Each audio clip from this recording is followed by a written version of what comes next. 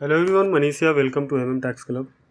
Recently government ने unregistered person को allow किया था to supply goods through e commerce operator. Earlier जो ई कॉमर्स ऑपरेटर पे गुड्स सेल करने के लिए जीएसटी नंबर होना कंपलसरी होता था, तो इसके लिए गवर्नमेंट ने ये अलाउ किया था कि जो अनरजिस्टर्ड पर्सन है वो भी अपना गुड्स सप्लाई कर सकते हैं थ्रू ई कॉमर्स ऑपरेटर, अगर उनका थ्रेशोल्ड लिमिट क्रॉस नहीं होता है तो। बाद में इसके लिए 34 नंबर नोटिफिकेशन आया था, जो कि 31 जुलाई 2023 को आए थे, जिसके थ्रू सीबीआईसी ने प्रेस्क्राइब किया था कि क्या क्या कंडीशंस होंगे अनरजिस्टर्ड पर्सन के लिए to supply the goods through e commerce operator.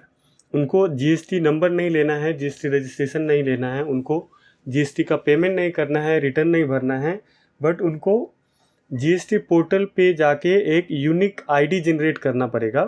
जो e commerce operator unregistered person है और सेल करना चाहते हैं थ्रू ई कॉमर्स ऑपरेटर, उनके ऊपर कुछ कंडीशंस थे, लाइक कि जो अनरजिस्टर्ड पर्सन है वो गुड्स सप्लाई करेंगे विद इन स्टेट और यूनियन टेरिटरी। दैट मीन्स कि वो किसी एक पर्टिकुलर स्टेट के अंदर या फिर यूनियन टेरिटरी के अंदर ही अपना गुड्स सप्लाई कर सकते हैं थ्रू ई कॉमर्स ऑपरेटर। वो इंटर स्टेट सप्लाई, एक स्टेट से दूसरे स्टेट में सप्लाई नहीं कर सकते गुड्स का ई कॉमर्स ऑपरेटर के थ्रू, क्योंकि उसके लिए जीएसटी नंबर होना कंपलसरी होता है। दूसरा, जो वो पर्सन का पैन नंबर है, वो पैन नंबर वैलिडेट होना चाहिए ऑन जीएसटीएन पोर्टल। जीएसटी का जो ई फाइलिंग पोर्टल है, वहाँ पे जो अनरजिस्टर्ड पर्सन है उसका पैन नंबर वैलिडेट करना होता है। तो ये जो अपडेट आया है अनाउंसमेंट जीएसटीएन का, उसके अंदर उन्होंने बताया है कि अगर कोई अनरजिस्टर्ड पर्सन सप्लाई करना चाहते हैं थ्रू ई कॉमर्स ऑपरेटर, तो वो इनरोल कैसे करेंगे जीएसटी पोर्टल पे to generate the unique ID. जो उनका पैन नंबर वैलिडेट करना होता है जीएसटी पोर्टल पे, वो कैसे करेंगे और यूनिक आईडी कैसे जनरेट करेंगे फ्रॉम जीएसटीएन पोर्टल, वो स्टेप्स बताया है जीएसटीएन ने। यहाँ पे आप देख सकते हैं कि जिनको भी जो अनरजिस्टर्ड पर्सन है उनको ई कॉमर्स पोर्टल पे गुड्स सेल करना है, वो कैसे रजिस्टर करेंगे, यूनिक आईडी जनरेट करेंगे ऑन जीएसटीएन पोर्टल। तो उसके लिए पहले तो जो जीएसटी का ई फाइलिंग पोर्टल है gst.gov.in, वो पोर्टल पे हमारे को जाना पड़ेगा। और जैसे ही हम ये पोर्टल पे जाते हैं, ये हमारा फाइलिंग पोर्टल है जीएसटी का, हमारे को फिर सर्विसेज के अंदर जाना है। एंड सर्विसेज के अंदर यूजर सर्विसेज में यहाँ पे डिफरेंट ऑप्शन है, जहाँ पे आप देख सकते हैं एक ऑप्शन है generate user ID for unregistered applicant. तो जो अनरजिस्टर्ड एप्लीकेंट है उनके लिए यूज़र आईडी कैसे जनरेट करें, तो ये ऑप्शन है जिसके थ्रू जिस पे आप क्लिक करेंगे एंड देन क्लिक करने के बाद एक वार्निंग पॉपअप आता है, यहाँ पे येस करना है। जैसे येस करते हैं तो ये एक पेज ओपन होता है जहाँ पे दो ऑप्शंस है। एक है टेम्परेरी आईडी जनरेट करने के लिए अनरजिस्टर्ड पर्सन के लिए, अगेन ये भी है कि अगर कोई पर्सन जीएसटी के अंदर रजिस्टर्ड नहीं है और उनको कोई रिफ़ंड क्लेम करना है या फिर उनको कोई एडवांस रूलिंग लेना है, तो उसके लिए टेम्परेरी आईडी जनरेट करना होता है। बट हमारे को यहाँ पे ई कॉमर्स ऑपरेटर के लिए जनरेट करना है यूज़र आईडी, तो सेकेंड ऑप्शन है यहाँ पे, are you applying to enrol as a supplier through e commerce operator. तो यहाँ पे हम क्लिक करेंगे to apply as a supplier to e commerce operator and then proceed करेंगे। जैसे प्रोसीड करते हैं तो ये फॉर्म ओपन हो जाता है आपको रजिस्टर होने के लिए।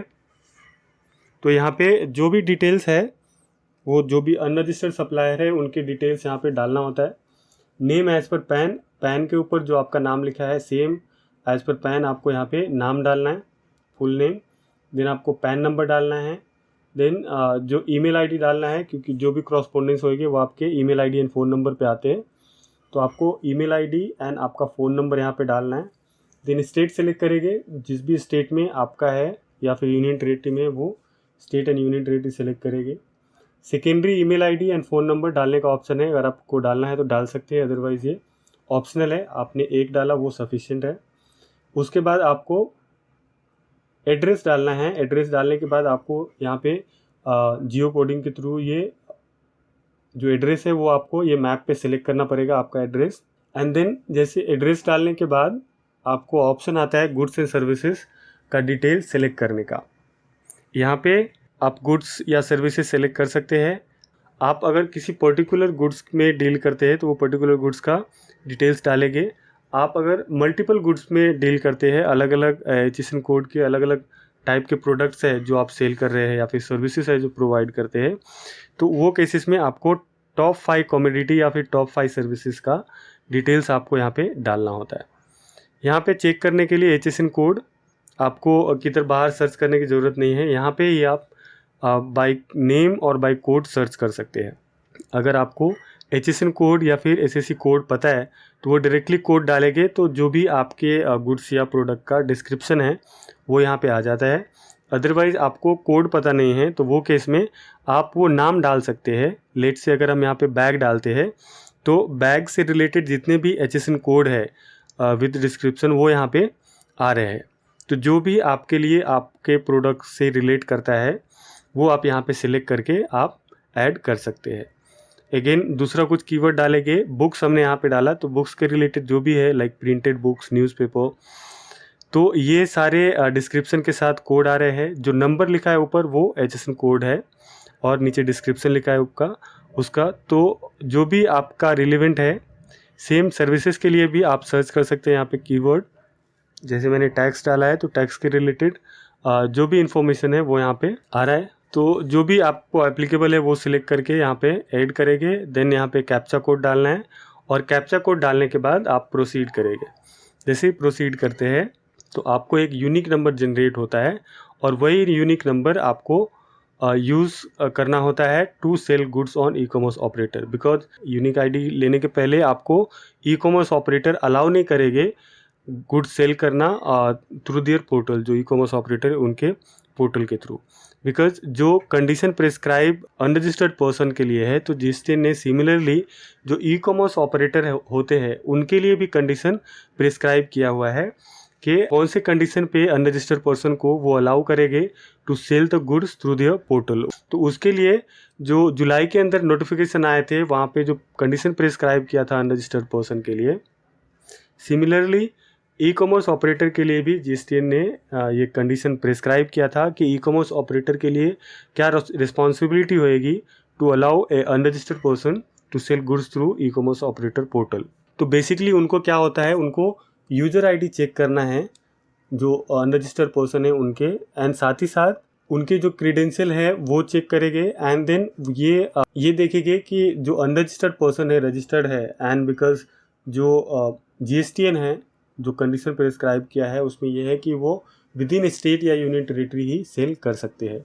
तो ये केस में जो ई-कॉमर्स ऑपरेटर है वो ये देखेंगे कि जो अनरजिस्टर्ड पर्सन अगर है तो वो विद इन स्टेट ही उनका गुड्स सेल करना अलाउ करेंगे, एक स्टेट से दूसरे स्टेट में उनका गुड्स सेल करना अलाउ नहीं करेंगे।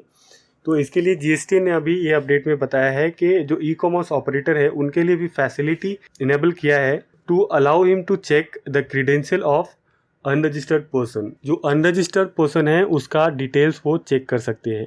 2 API डेवलप हुआ है, अनरजिस्टर्ड एप्लीकेंट API जिसके थ्रू जो ई-कॉमर्स ऑपरेटर है वो अनरजिस्टर्ड एप्लीकेंट का इनरोलमेंट ID चेक कर सकते हैं। देन दूसरा जो वैलिडेशन API है उसके थ्रू वो वैलिडेट कर सकते हैं जो email ID and phone number unregistered person का है वो डिटेल्स वो वैलिडेट कर सकते हैं। तो सिमिलरली यहाँ पे भी जो अनरजिस्टर्ड पर्सन के लिए जैसे कंडीशन है वो ई-कॉमर्स ऑपरेटर के लिए भी कंडीशन प्रिस्क्राइब किए गए हैं। तो अगर आप अनरजिस्टर्ड पर्सन है, आप वेंडर है, कुछ गुड्स या सर्विसेज सेल करते हैं या सर्विसेज प्रोवाइड करते हैं और ई-कॉमर्स ऑपरेटर के थ्रू आपको करना है तो वो केसेस में आप ये प्रोसेस के थ्रू अपना गुड्स सप्लाई कर सकते हैं ई-कॉमर्स ऑपरेटर के थ्रू। बट उसके लिए आपको ये यूनिक आईडी, यूज़र आईडी आपको जनरेट करना होता है थ्रू ई-कॉमर्स पोर्टल, जो हमने अभी इस वीडियो में देखा कि वो यूज़र आईडी कैसे आप जनरेट कर सकते हैं। तो आई होप ये वीडियो हेल्पफुल रहेगा आपके लिए। So thank you for your time. Please share this video and subscribe my channel.